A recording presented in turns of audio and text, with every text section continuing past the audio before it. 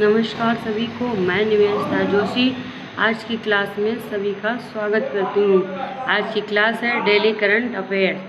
SSC, bank, railway, state exam and UPSC all competitive exam वालों के लिए most important class है। आज का कोटेशन हम लोग देख लेते हैं। वक्त हालात देखकर बदलता है और अपने मौका देखकर बदलते हैं। आज का क्वेश्चन,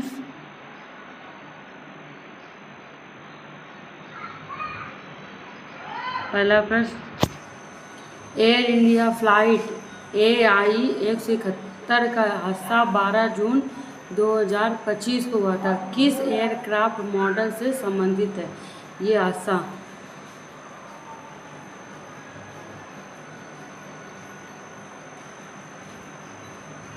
सही उत्तर है बोइंग 787-8 ड्रीमर विस्तृत। ये विमान अहमदाबाद से टेक ऑफ किया था और तुरंत बाद क्रैश हुआ, जिसे करीब 260 लोग मारे गए।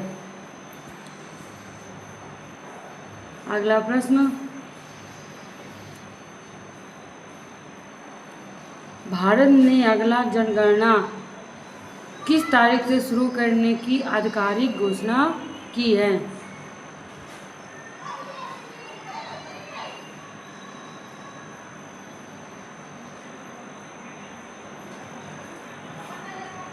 एक मार्च 2025 की, 1 मार्च 2026 की, 1 मार्च 2027 की, 1 मार्च 2028।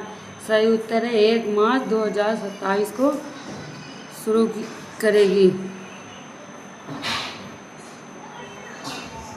गृह मंत्रालय ने अगली जनगणना के लिए मार्च 2027 को मंजूरी दे दी है।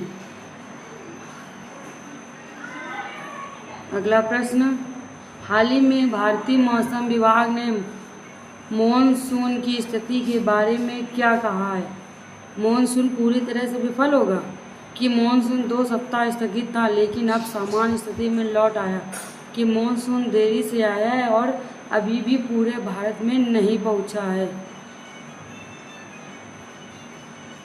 कि मॉनसून असामान्य रूप से तेज गति से बढ़ रहा है। उत्तर बी,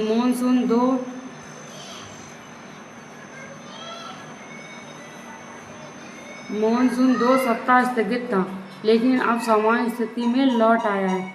बंगाल की खाड़ी से अधिक फेवरेबल हालात के कारण मॉनसून मध्य और पश्चिमी भारत तक पहुंच गया है, जिससे उत्तर भारत के लू हीट वेव में राहत मिली है। अगला प्रश्न,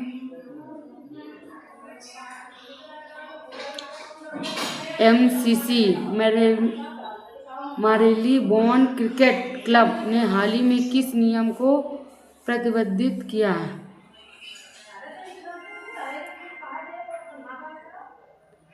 बनी हाफ को बाउंड्री कैच विस्तृत। MCC ने लॉ 19.5.2 के तहत बनी हाफ बाउंड्री कैच को प्रतिबंधित कर दिया है।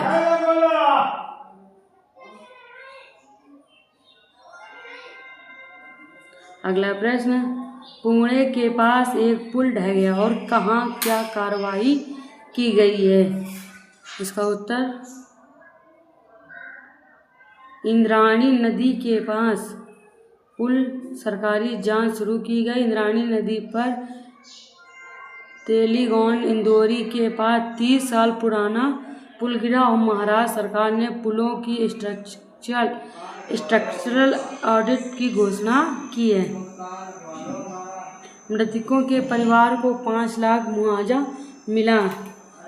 अगला प्रश्न, शंघाई सहयोग संगठन SCO में इजराइल ईरान तनाव पर भारत का क्या रुख क्या था?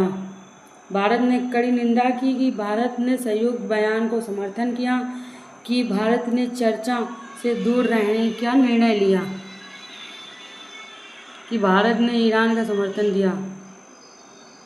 भारत ने चर्चा से दूर रहने का निर्णय लिया।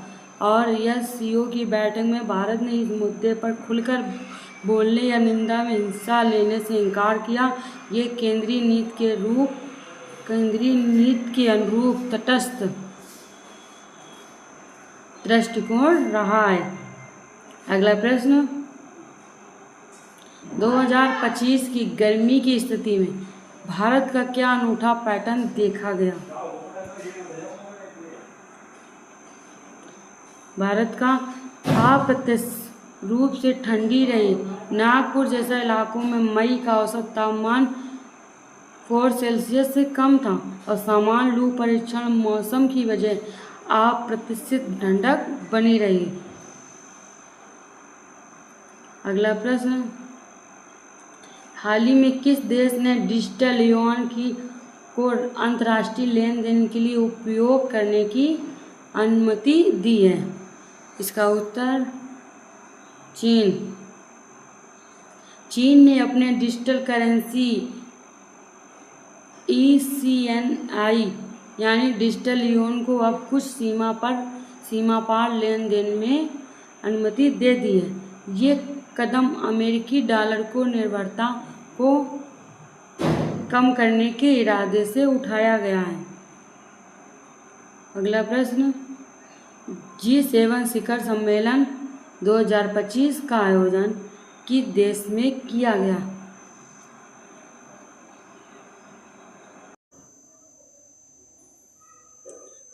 उत्तर बी, इटली। इटली की पुगलिया शहर में G7 समिट आयोजित हुआ, जिसमें जलवायु परिवर्तन, यूक्रेन युद्ध और वैश्विक आर्थिक मंदी पर चर्चा हुई। भारत को विशेष आमंत्रण के तौर पर बुलाया गया। अगला प्रश्न, 17 जून 2025 को इजराइल और किस देश के बीच सीमा पर संघर्ष फिर से बढ़ा है? उत्तर बी, सी, लेबनान। हिजबुल्लाह और इजराइल सेना के बीच लेबनान सीमा पर ताज़ा टकराव हुआ है, जिसमें दोनों ओर से हताहत हुए और संयुक्त राष्ट्र ने तत्काल युद्ध विराम की अपील की है। अगला प्रश्न, यूक्रेन ने हाल ही में कौन सा यूरोपीय देश नई सैन्य सहायता भेजने पर सहमत हुआ है? इसका आंसर डी, जर्मनी। जर्मनी ने यूक्रेन को 2 बिलियन यूरो के अतिरिक्त सैन्य सहायता की घोषणा की, जिसमें एयर डिफेंस सिस्टम और गोला बारूद भी शामिल हैं। ये सहायता रूस के हवाई हमलों के जवाब में भी दी गई है। अगला प्रश्न, संयुक्त राष्ट्र यूनाइटेड नेशन ने किस देश में मानवता संकट घोषित किया है? इसका उत्तर है सूडान। सूडान में जारी गृह युद्ध के कारण लाखों लोग पलायन कर चुके और खाद्य संकट चरम पर है और UN ने इसे लेवल 3 इमरजेंसी घोषित किया, जो उच्च स्तम मानवीय संकटों में से एक होता है। अगला प्रश्न, कौन सा देश पहला बन गया है जिसने आर्टिफिशियल इंटेलिजेंस को संवैधानिक रूप से नियंत्रित करने का कानून पारित किया है? इसका उत्तर है सी,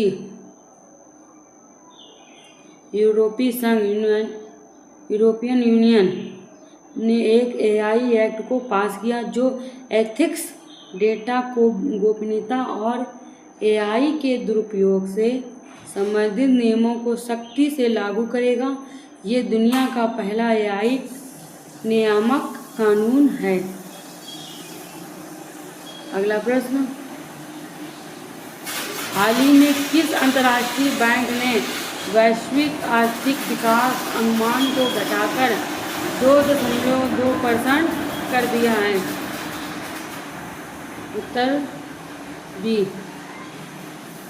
विश्व बैंक। वर्ल्ड बैंक ने 2025 के लिए वैश्विक GDP वृद्धि का अनुमान घटा दिया है, ये कहते हुए कि भू राजनीतिक तनाव और आपूर्ति श्रृंखला की समस्याएं वैश्विक मंदी की ओर इशारा कर रही हैं। अगला प्रश्न, अंतर्राष्ट्रीय योग दिवस 2025 की मेजबानी किस देश ने की और कौन सा देश करेगा? मतलब अभी तो हुआ 21 जून आएगा। दक्षिण अफ्रीका। भारत के सहयोग से यह आयोजन जोहान्सबर्ग में हुआ। ये 11वां अंतर्राष्ट्रीय योग दिवस था। योग for mindfulness and wellbeing theme पर आधारित था।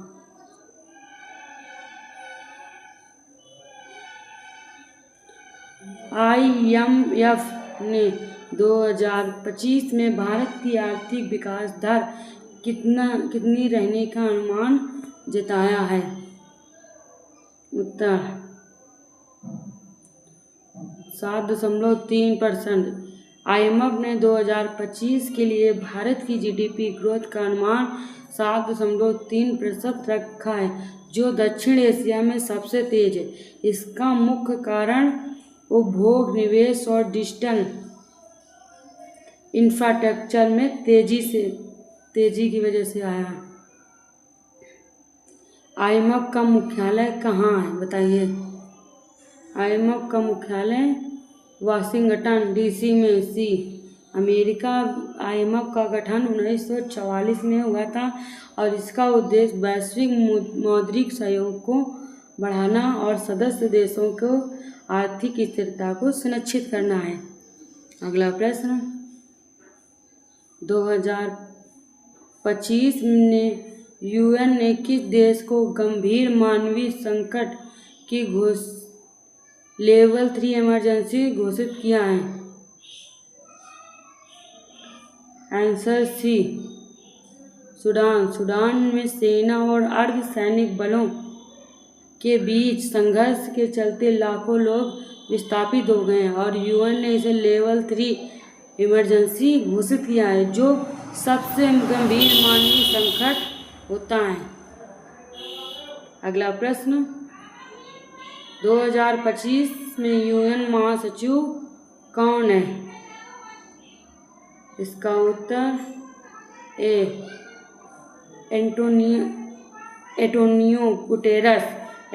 गुटेरेस पुर्तगाल से हैं और 2025 में संयुक्त राष्ट्र के महासचिव पद पर कार्यरत हैं। उनका कार्यकाल 2027 तक के लिए विस्तारित किया गया है।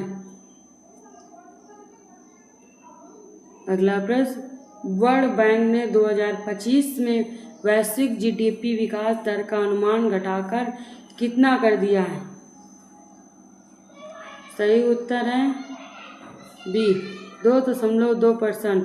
विश्व बैंक ने दुनिया भर में जारी आर्थिक अनिश्चितता, भू राजनीतिक तनाव और जलवायु परिवर्तन को देखते हुए आर्थिक वृद्धि के अनुमान में कटौती की है। धन्यवाद। आज की क्लास यही समाप्त होती है। अगर आप लोगों को क्लास अच्छी लगे तो लाइक सब्सक्राइब करना ना भूलें, शेयर। मिलते हैं अगले क्लास में। धन्यवाद।